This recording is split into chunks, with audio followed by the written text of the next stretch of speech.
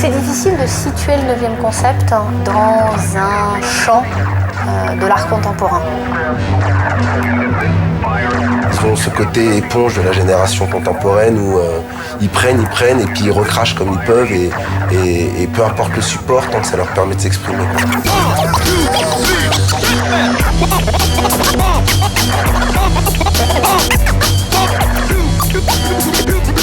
On sent des artistes très sensibles et sans sensiblerie. Et on le sent dans leurs œuvres et on le sent quand on les rencontre.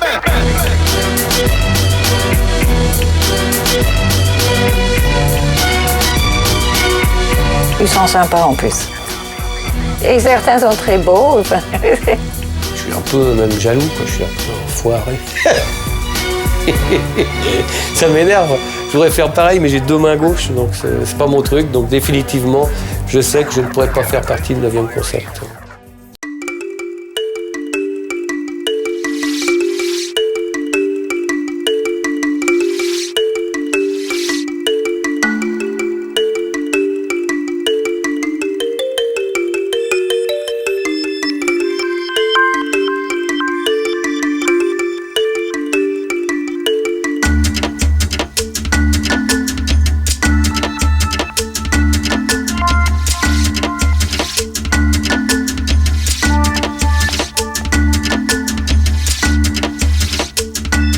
Le 9e concept, c'est une histoire d'homme, c'est une histoire de rencontre, quoi. C'est la rencontre avec Ned quand j'avais 13 ans au collège. Et on était totalement différents, mais on avait des envies communes.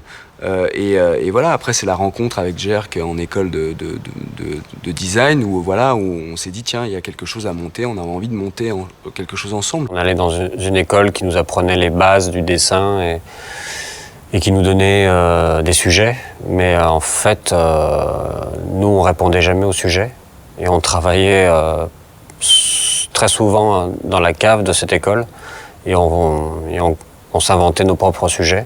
C'est-à-dire qu'on s'est mis en marge des cours de l'école, et on voulait faire autre chose à côté, donc c'est là qu'on a monté le groupe, et on a commencé à peindre un petit peu par-ci par-là, à faire des choses dans la rue, et c'est comme ça que le groupe s'est monté. Il nous fallait un nom, et Ned est arrivé avec l'idée de 9e concept.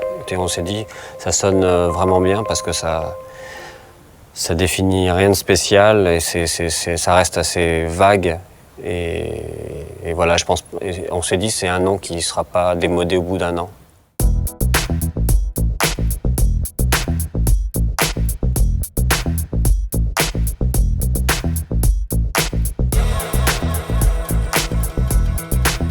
On a eu la possibilité d'imprimer des autocollants et on a fait deux logos du 9e qu'on a placardés un peu partout dans Paris. Et on était à l'époque dans les premiers vraiment à utiliser ce support-là comme support d'expression. C'était aussi un support de communication. On a mis 4500 autocollants dans tout Paris. C'est là qu'on s'est fait connaître notamment de Mike Silla qui lui faisait des blousons peints. Et à l'époque, donc Mike avait une boutique au Hall. Son idée, c'était de récupérer des vêtements des années 70 et de les faire revivre à travers la peinture.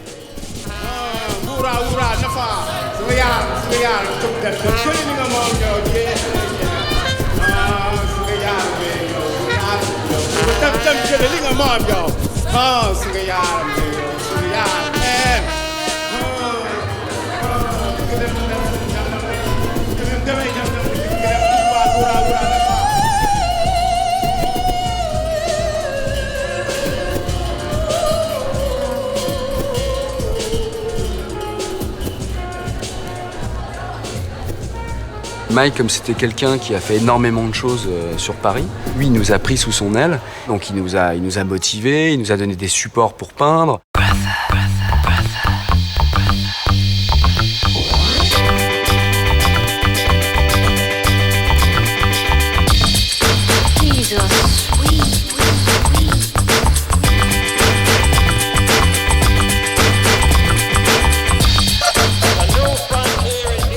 C'était un peu un rêve, on avait 19 ans, 20 ans, donc c'était un moyen d'exister, même d'exister par rapport à nos familles. Voilà, le fait de se retrouver dans des magazines ou à la tête dans des grosses émissions, comme à l'époque l'émission de Patrick Sabatier, qui était à 20h30 et qui était une émission regardée, où on n'a pas en direct sur le plateau. Voilà, c'était c'était fantastique quoi pour nous. Voilà une mode créée par Maxilla. Ouais, c'est la vie, c'est tous des copains, je dirais, ils sont habillés par moi-même, à travers des artistes, et je trouve ça super. Il n'y a pas que les blousons, hein. On voit les pantalons, on voit les bottes. Tout à fait, des sacs, des chapeaux. Vous avez créé en 1991 une forme de récupération de blousons en les faisant peindre par des artistes que vous aimez. C'est en fait des vêtements qui datent de 30, 40 ans, qui étaient restés dans les placards, qu'on a refait vivre. Là, on le voit justement sur les blousons que justement Ned est en train de faire, c'est de l'art dans la rue, quoi. C'est ça, c'est de l'art qui bouge dans la rue comme ça, à la portée de tous. Le paradoxe à cette époque-là, c'est qu'en fait, on peignait énormément, on produisait énormément de blousons, mais il n'y avait pas la contrepartie financière. Et il y avait une avalanche de presse. Ça rassurait, entre guillemets, nos familles, parce qu'ils voyaient la presse et ils pensaient qu'on roulait sur l'or, alors qu'on n'avait pas un franc, quoi, en fait, en poche.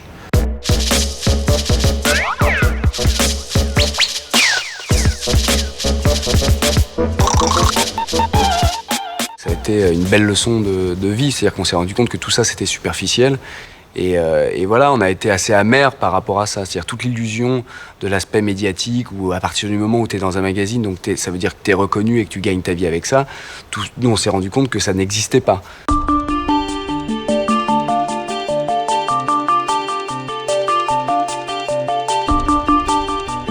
Suite à une très grosse exposition qu'on avait fait à Avenue Montaigne, on avait refusé plein d'autres plans économiques à côté. On pensait gagner notre vie qu'avec la peinture. Donc, et là, on n'a rien vendu. Et à l'époque, on travaillait un peu dans le milieu de la nuit, on faisait des flyers pour des soirées. Et voilà, on a rencontré des alcooliers à l'époque, et la loi E20 donc, qui est passée. Ils ne pouvaient plus communiquer de la même façon, c'est-à-dire faire des campagnes télé. Donc ils avaient des budgets pour faire des choses et il fallait communiquer différemment. C'est là où on s'est dit, tiens, que ce serait bien de faire du tatou. Et on a fait une tournée sur toute la côte du nord de la France jusqu'au sud. Et voilà, et ça a cartonné.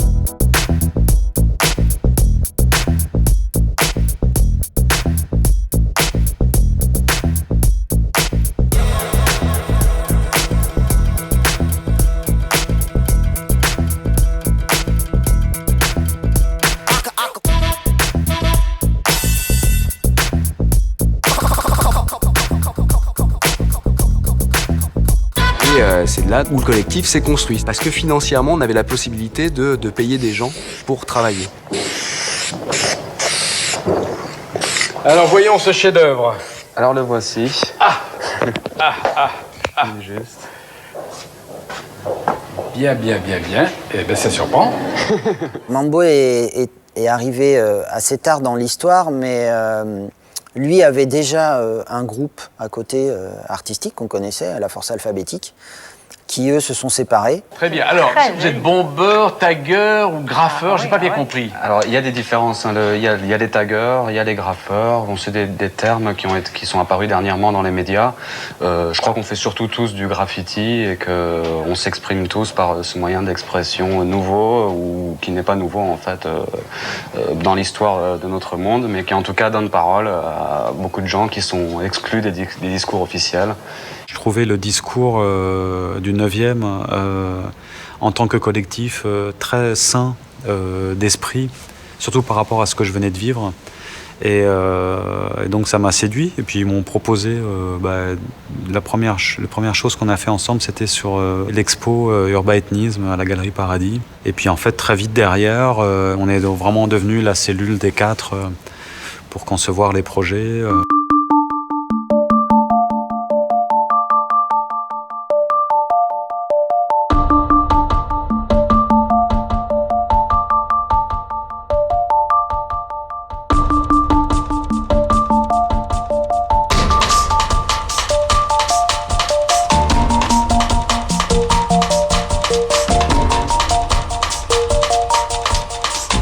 Le groupe, au fur et à mesure du temps, a commencé à grossir, dans le sens où on avait de plus en plus de travail. On a rencontré un artiste, puis après, il nous en a présenté un autre. Bon, c'est que de la rencontre humaine. On s'est rencontrés pour une exposition, et finalement, je pensais même pas continué en fait à avoir le 9e concept après. Finalement, je savais même pas d'ailleurs si j'avais même les capacités de peindre avec eux, de pouvoir espérer continuer à faire des choses avec eux. Et finalement, je pense que la question s'est pas posée. On a continué, c'est quand même une histoire un peu familiale. On rentre et on n'en ressort pas si facilement, quoi.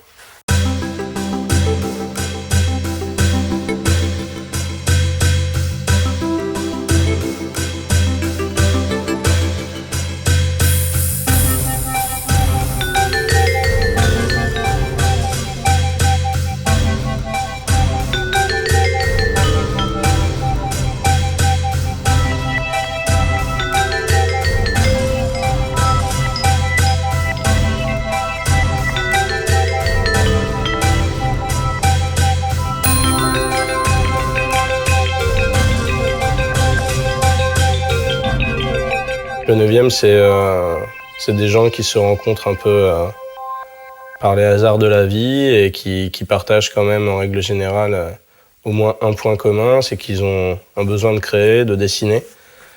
Et d'ailleurs, c'est le seul, puisque en dehors de ça, on écoute tous des musiques différentes, on a tous un style de vie plus ou moins aussi différent. Quand j'ai commencé avec eux, on travaillait dans les bars. Donc on avait 2-3 PMU qui nous servaient de lieu de travail. Et le premier boulot que j'ai eu à faire, c'est de trouver un atelier.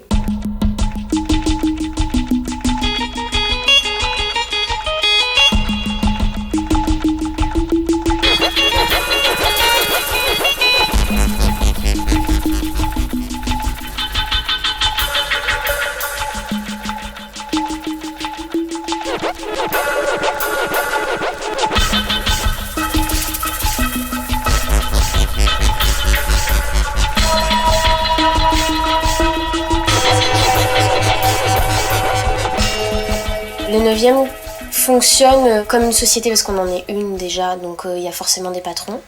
Il y en a 3, Steph, Jerk et Ned. Je suis pas convaincu encore de ça. Aujourd'hui, le collectif a 2 ateliers, un bureau aménagé en galerie, et on est 3 personnes à s'occuper à plein temps du collectif pour gérer les relations avec les artistes et les partenaires avec lesquels on travaille. Aujourd'hui, c'est une société qui est capable de fonctionner seule, au final. Enfin, seule. Avec justement l'intervention des marques ou autres, mais c'est quand même eux qui sont gestionnaires de leurs envies.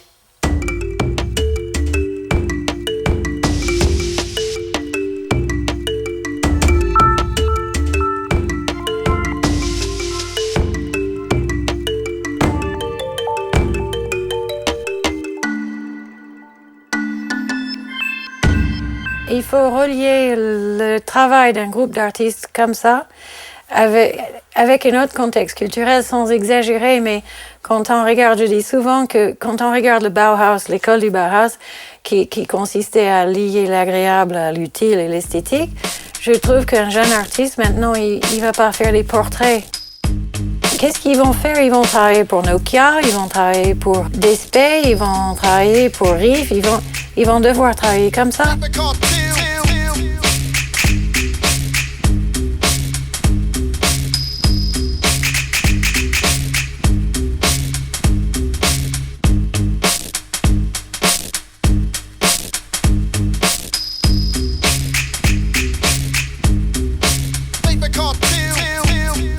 Dans une relation normale entre une marque et un créatif, c'est d'abord une démarche commerciale et c'est le commercial qui prime dans toutes les décisions qui sont prises.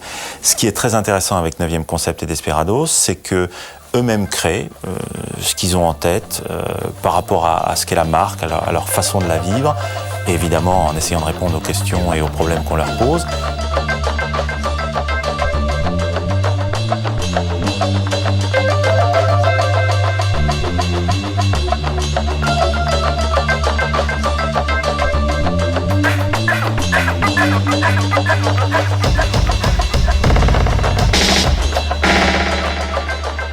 On arrive vraiment avec eux à mettre en scène les créations qu'ils imaginent pour Desperados de façon brute et non déformée.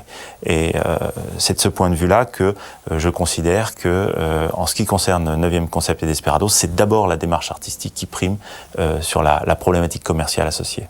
Et l'idée à chaque fois du 9e, c'est d'amener un client justement à quelque chose à utiliser plutôt le groupe, plutôt que de choisir un individu et de le mettre en avant.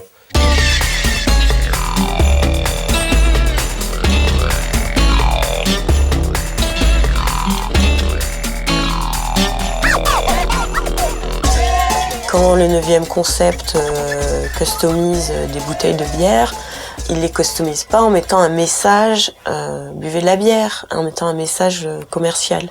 Il les customise en mettant sur les bouteilles des œuvres qu'ils auraient pu faire sur d'autres supports. De toute façon, ces objets-là, ils existent déjà.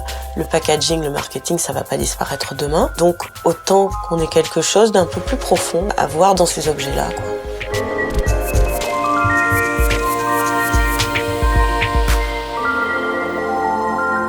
Indéniablement, le collectif 9e Concept a participé au succès de Desperados, qui est un très grand succès. C'est une marque qui est toute jeune, comme 9e Concept, elle a à peine 10 ans. Et par ailleurs, c'est une marque qui a extrêmement bien réussi en si peu de temps, puisqu'aujourd'hui, c'est une des toutes premières marques de bière en France.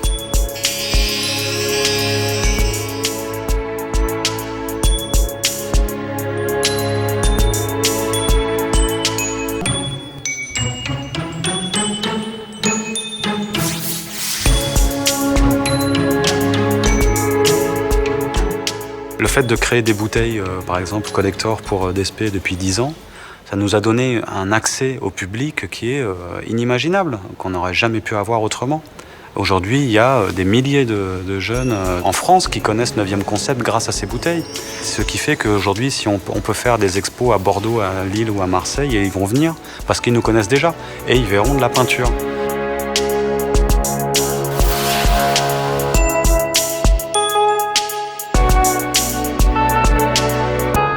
Le travail avec les marques est en train d'évoluer. On ne va pas blacklister un artiste parce qu'il a travaillé avec une marque et réciproquement ou inversement, il y a même des artistes qui se sont quand même fait connaître à travers ça. Il est certain que le travail de Murakami pour Louis Vuitton a joué de façon extrêmement favorable dans sa carrière et dans sa renommée internationale.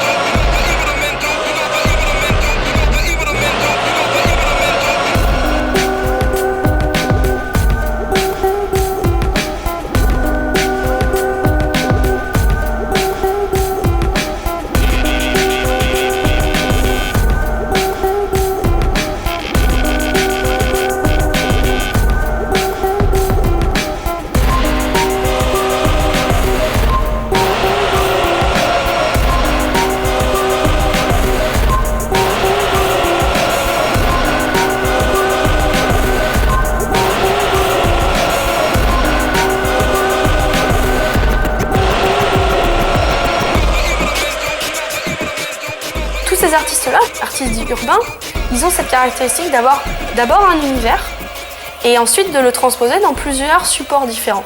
La rue, la toile en galerie, le t-shirt, la pompe, le skate.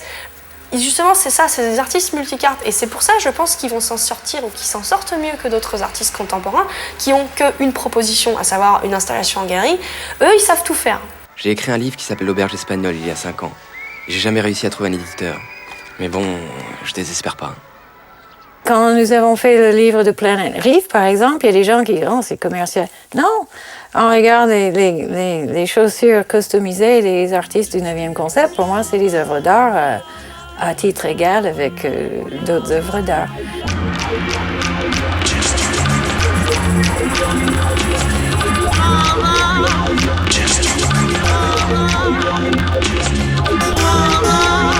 Just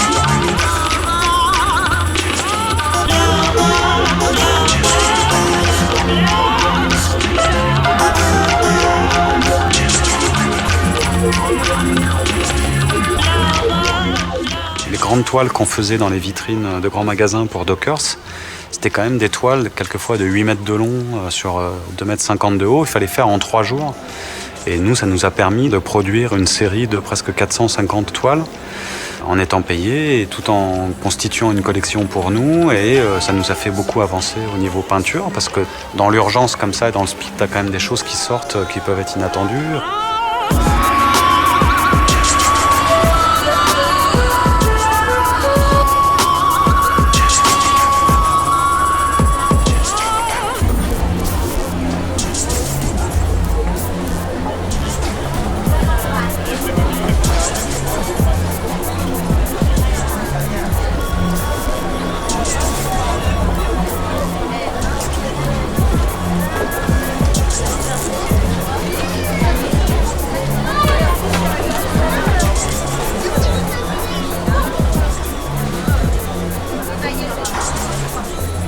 Il est vrai que le travail avec les marques nous a permis de nous développer nos expositions derrière, de monter des projets. Ils nous ont donné la possibilité, la liberté financière, soit d'être autonome ou en même temps d'être partenaire.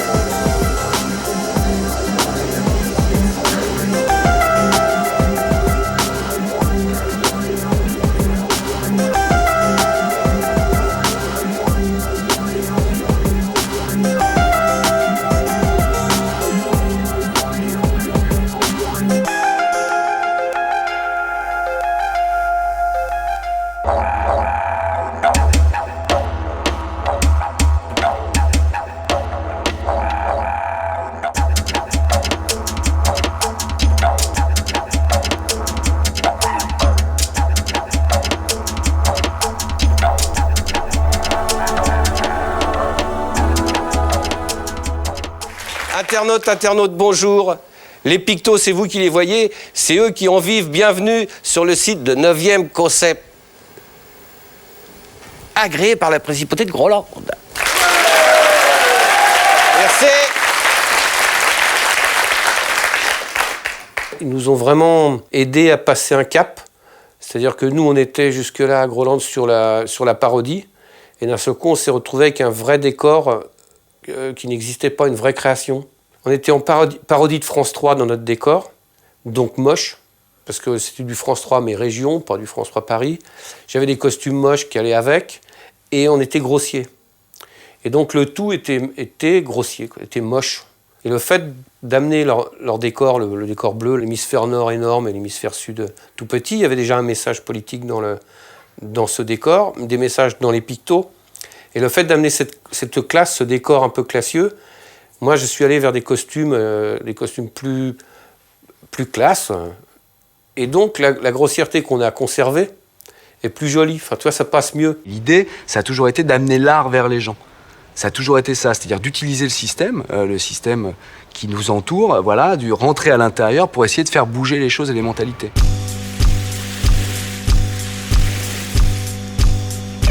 Transportons-nous par la pensée sur une grande plage accueillante et solitaire. Prenons conscience de toute la surface de notre corps.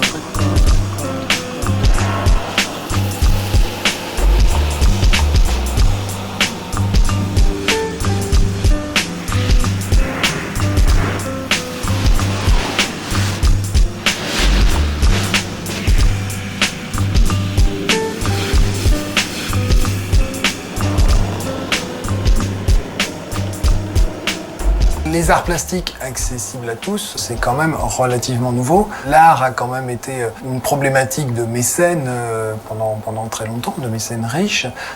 Les premiers musées, en France, le Louvre, ça date juste après la Révolution. Et le pop art qui a été un des précurseurs dans cette idée de faire un art populaire, un art pour tout le monde, un art relativement facile d'accès.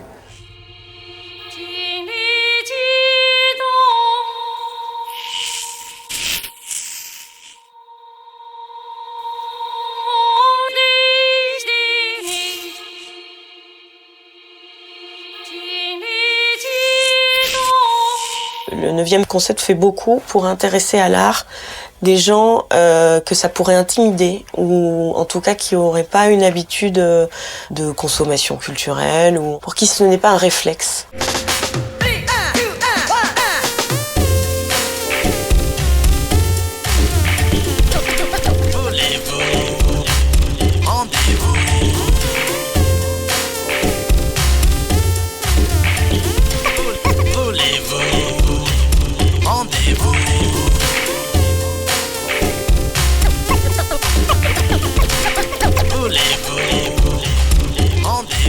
L'art accessible à tous, c'est désacraliser l'art, enfin essayer juste de montrer l'art sous sa forme la plus simple, quoi.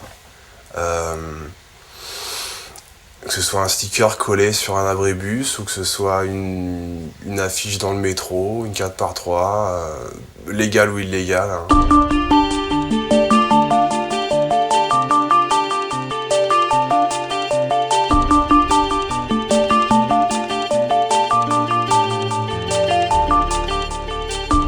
L'art accessible à tous, c'est une culture en fait. Je pense que à partir du moment où tu as commencé à la développer au départ, tu la gardes après. Donc eux, ils ont traduit ce qu'on fait dans la rue à leur manière en fait, en le développant différemment auprès des gens. Vous distribuez des pansements, revisités, vous distribuez des feuilles de sécurité sociale, vous distribuez des carnets de santé. Moi j'allais vous dire, on connaissait donc les graphistes, les graphes, sur les murs, on connaissait les tags. Alors maintenant, c'est l'affichage sauvage. Est-ce que vous allez être considérés par les citoyens comme des parasites aussi ? Oui, je pense, on est des parasites utiles. La ville, c'est notre bête, et on la pique d'images pour la soigner, tout simplement. Let's get to the point.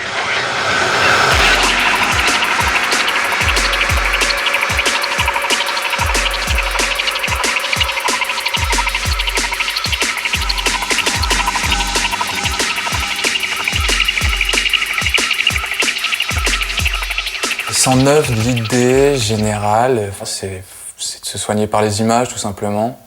D'où l'utilisation de la feuille de sécu et toute l'imagerie du médical par les pansements. C'est des sortes de médicaments contre le stress, peut-être.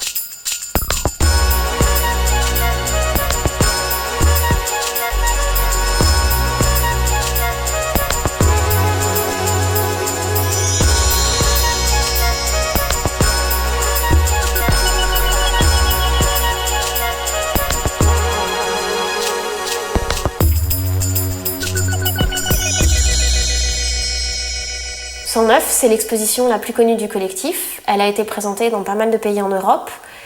Et on a travaillé aussi bien avec une galerie qu'un hôpital, dans la rue ou avec un cinéma.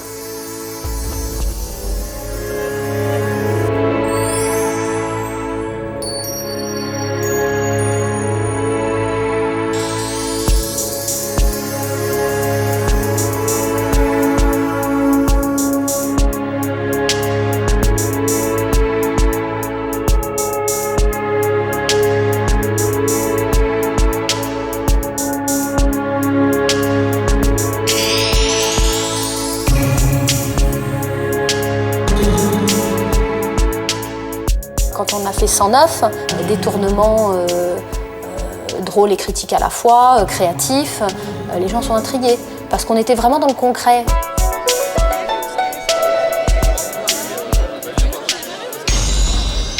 Quand à l'époque il y avait énormément de petits produits dérivés offerts, les pansements, stickers, etc., il y a des gens qui sont contents d'être invités de cette façon-là. Et puis après ils découvrent, ils rentrent dans la partie plus profonde de la création. Et ils la comprennent, parce que les choses sont dites simplement, ils se mettent devant l'œuvre et ça se passe. Il y a un dialogue entre le spectateur et l'artiste, justement, et ce dialogue, il se fait si l'artiste va vers le spectateur et que le spectateur fait aussi l'effort d'aller vers l'artiste. Il ne faut pas non plus tout livrer, tout cru sur un plateau pour que le spectateur il ait juste vu des jolies images, mais s'il ne se questionne pas sur le fond et le message de l'artiste, ça ne sert à rien, tu vois, t'as perdu tout à fait le message qu'il y avait dans l'exposition.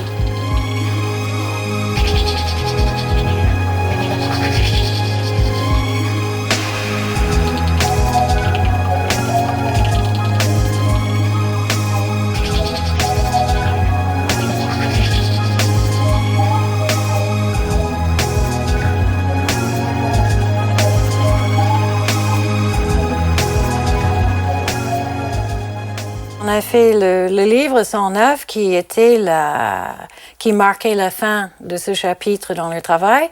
On a publié le livre et je les ai accompagnés à Genève où il y avait l'expo. C'était une expérience fabuleuse. Et je n'oublierai jamais l'image de Jerk dans la rue avec des boîtes roulantes d'affiches. Il marchait un peu comme un canard, comme ça. C'est des œuvres originales qu'il laissait dans la rue.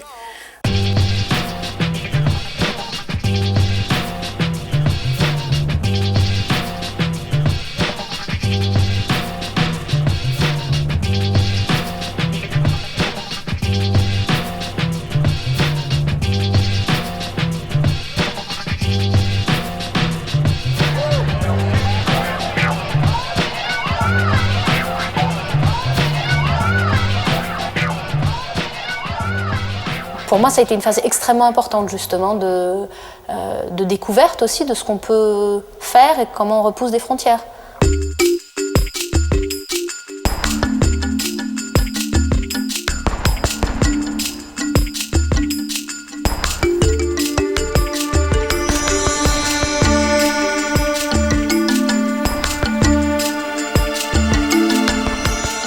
Le 9e concept représente pour moi un rêve. Physiquement, il n'y en a pas un seul qui ressemble à l'autre. Ils sont vraiment des caractères bien trempés. Et pourtant, ils sont ensemble. C'est une vraie fratrie, quoi. Une famille.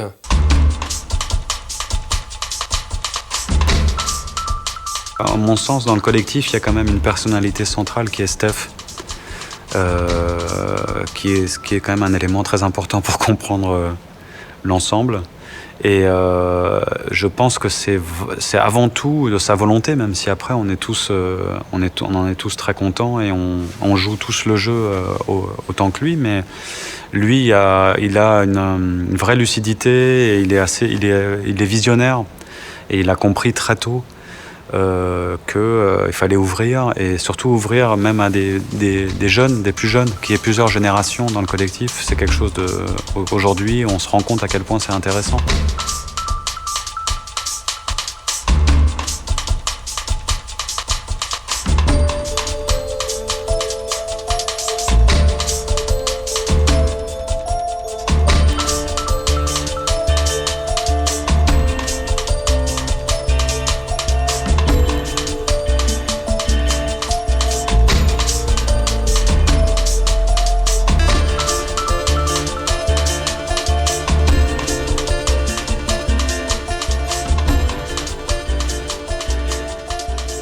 Les groupes, c'est compliqué. Les groupes, justement, le fait que tout le monde ne réfléchisse pas pareil ou quoi. Mais là, il y a une certaine hiérarchie dans le 9e qui, finalement, qui est là sans être là. Et du coup, ça se passe beaucoup mieux, quoi. Le 9e, en fait, m'a apporté vraiment le côté professionnalisme, en fait, que moi, je n'aurais jamais osé affronter peut-être tout seul, quoi. Finalement, travailler avec 11 personnes, c'est avoir 11 personnes derrière toi, 11 personnes qui vont te donner leur opinion et qui vont te faire avancer, qui vont te faire comprendre des choses sur ton travail. Quand j'ai rencontré le 9e concept, on m'a dit « Mick, c'est bien, tu sais faire plein de choses, plus ou moins bien, mais on voudrait que tu fasses ce que toi, tu es. » Et à partir de là, effectivement, ma peinture, elle a un peu changé. Je l'ai comparé à une bibliothèque parce que quand on a un livre, ça n'a pas la même valeur que quand on a une collectionneur de livres qui met ensemble des choses très cohérentes. Ça a une autre valeur.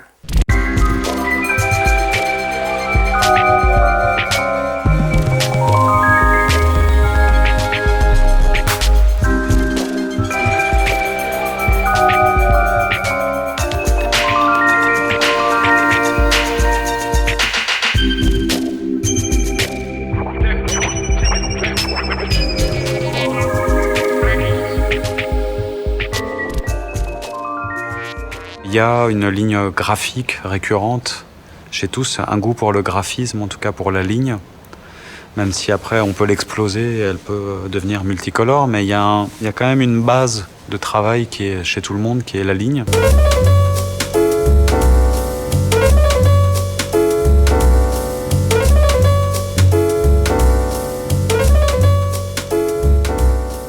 Et ce qui est intéressant, c'est que chacun suit son chemin, on va dire, et que de temps en temps, ces chemins se croisent pour faire des expositions collectives, pour faire des travaux en commun. Ça renforce le groupe et ça renforce l'individu. Promets-moi que jamais tu ne renonceras.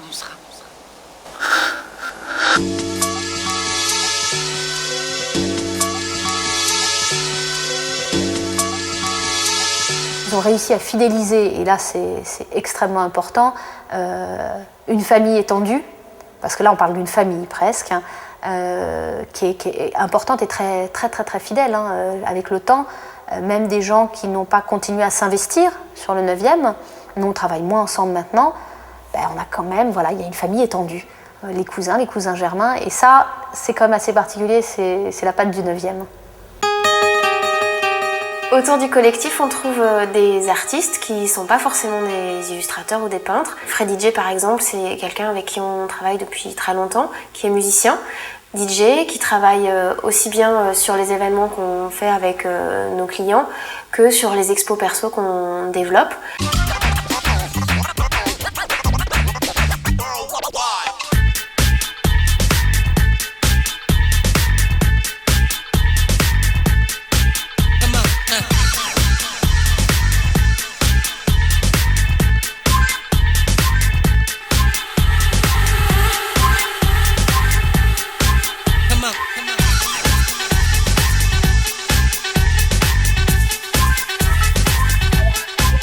Ma place dans le 9e concept, elle est assez particulière, puisque moi, mes peintures, je les fais avec ma musique, en fait. Moi, je peins pour les oreilles. Donc, j'interviens sur des événements où on peut intégrer de la musique. J'ai conçu des CD pour des expositions 9e concept. Donc, c'était des toiles musicales, c'est comme ça que je les appelle. Chaque individu au sein du 9e est différent, a un style différent, a des codes couleurs différents. Et mon travail, moi, avec la musique, c'est de réussir à trouver tout un tas de sons qui vont pouvoir correspondre à ces codes couleurs.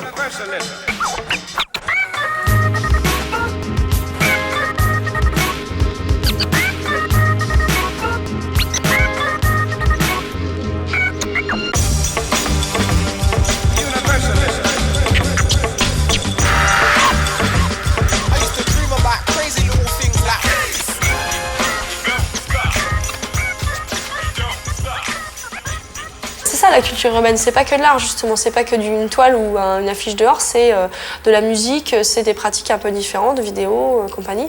Donc peut-être justement l'association d'ouvrir le 9e avec de la musique, des musiciens, des pratiques autres que juste de la peinture sur toile ou du graphisme, c'est ça aussi je pense l'avenir d'un collectif comme ça, pour sans cesse se renouveler.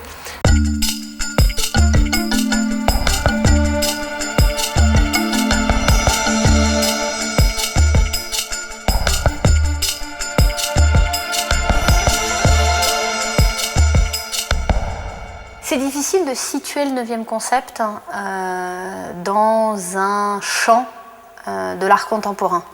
Mais comme c'est difficile de situer beaucoup d'artistes aujourd'hui, je crois que la raison principale à cette difficulté, c'est qu'ils ne se laissent pas situer. Ils ne se laissent pas placer là où je ne sais qui voudrait les placer. Ils vont à la fois faire un labyrinthe sur une plage à Anglette, fortement sponsorisé par une marque, tout en ayant un discours très artistique, et faire quelque part un concept similaire à Beaubourg. Donc, et là, ce n'est pas le même public auquel on s'adresse, tout de suite, ce n'est pas la même légitimation.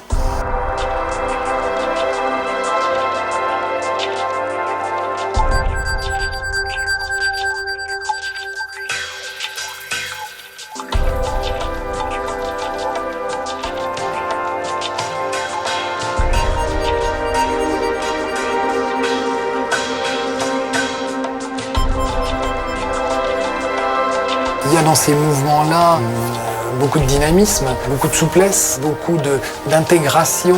Il y a beaucoup d'influences, il y a des influences de bande dessinée, il y a des influences de graphisme, il y a des influences de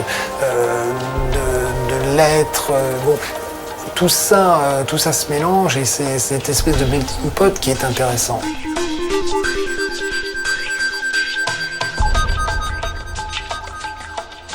Les courants qui ont influencé le collectif, c'était la figuration libre, fin 80, début 90, et principalement, je dirais Picasso aussi, dans son œuvre globale, quoi.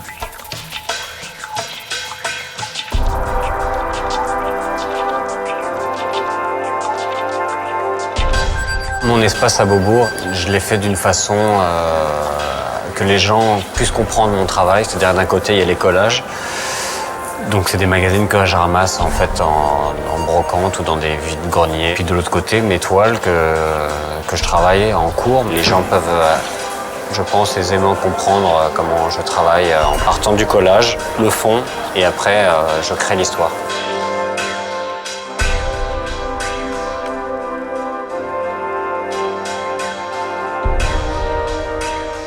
Il faut savoir que c'est quand même les premiers artistes urbains, entre guillemets, qui se sont retrouvés au Centre Pompidou.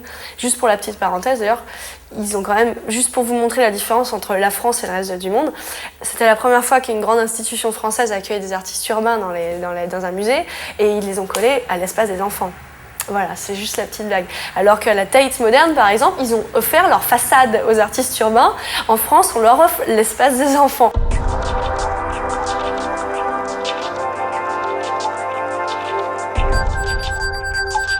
Il n'y a pas besoin d'avoir un cartel d'explication de la démarche de l'artiste. C'est des choses faciles à comprendre, que beaucoup de gens aiment. Donc du coup, c'est considéré comme populaire, donc un manque de crédibilité de la part des grandes galeries françaises.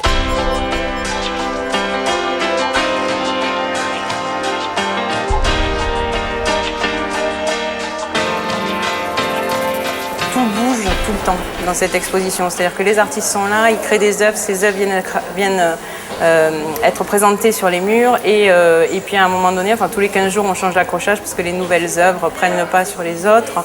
Et puis aussi ce tableau éphémère où tous les jours le tableau est effacé et une autre création recommence en fait.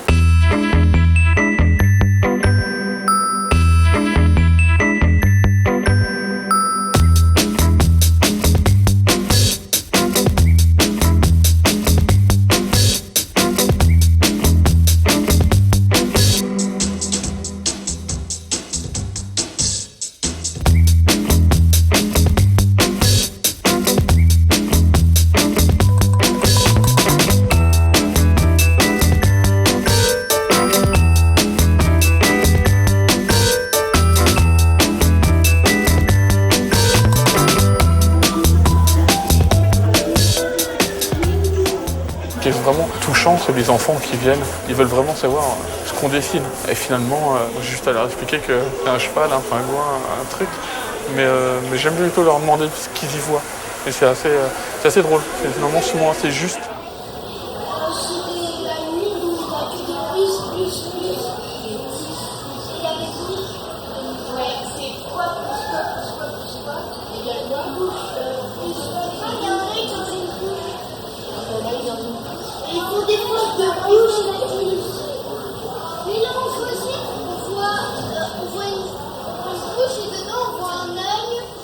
Puis ce qui est très marrant, c'est l'assurance avec laquelle ils disent les choses des fois. Des fois, ils expliquent à leurs parents le tableau qu'ils sont en train de voir ou le tableau que je suis en train de peindre.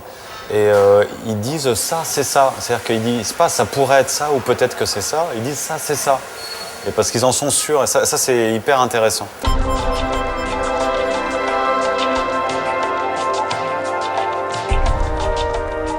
C'est un collectif qui est à part au final et qui pourtant est introduit dans le milieu de l'art. Ils ont quand même sorti je ne sais combien de catalogues, ils sont dans toutes les librairies, ils sont quand même visibles, on va dire, ils ont été visibles dans pas mal de galeries aussi sur Paris, même à leur début quand ils étaient quand même chez Strouk, donc ils ont toujours été là depuis qu'ils ont commencé. On n'a pas grand-chose à gagner au fait qu'ils rentrent dans les musées. Pour eux, ça serait certainement... C'est toujours un grand plaisir d'être reconnu par ses pairs et puis c'est toujours un grand plaisir d'être vendu très cher dans les galeries. Mais pour le grand public, je pense que ça n'a pas grand intérêt. Parce que d'abord, c'est pas là où est le grand public et puis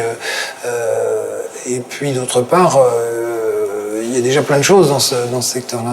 Ce qu'ils apportent, c'est beaucoup plus l'innovation, l'ouverture, des nouvelles pistes, des nouvelles façons de communiquer, des nouveaux lieux pour exposer, des nouveaux liens qu'il crée avec des nouveaux supports qui sont ceux du commerce. C'est là qu'est le futur.